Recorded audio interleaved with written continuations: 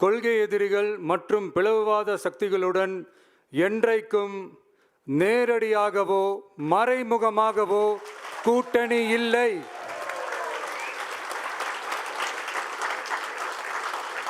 ஒன்றிய அளவில் மலிவான அரசியல் ஆதாயங்களுக்காக மக்களை மத ரீதியாக பிளவுபடுத்தி மக்களிடையே வேற்றுமையை விதைத்து அதில் குளிர்காய நினைக்கிறது பாஜக.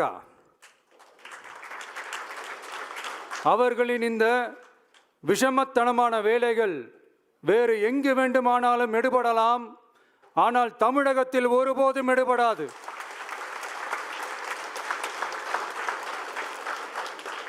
சமூக நீதியும் நல்லிணக்கமும் சகோதரத்துவமும் சமத்துவமும் ஆழமாய் வேரூன்றிய மண் இந்த தமிழ்நாட்டு மண்.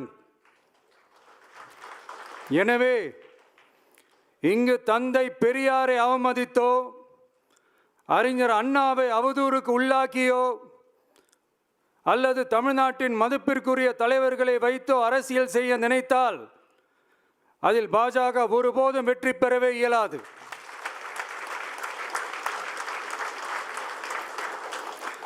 சுயநல அரசியல் லாபங்களுக்காக பாஜகவுடன் கூடி குழைந்து கூட்டணி போக திமுகவோ அதிமுகவோ இல்லை.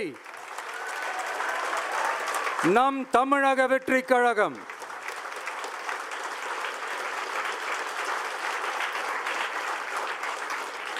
கொள்கை எதிரிகள் மற்றும் பிளவுவாத சக்திகளுடன் என்றைக்கும் நேரடியாகவோ மறைமுகமாகவோ கூட்டணி இல்லை என்பதில்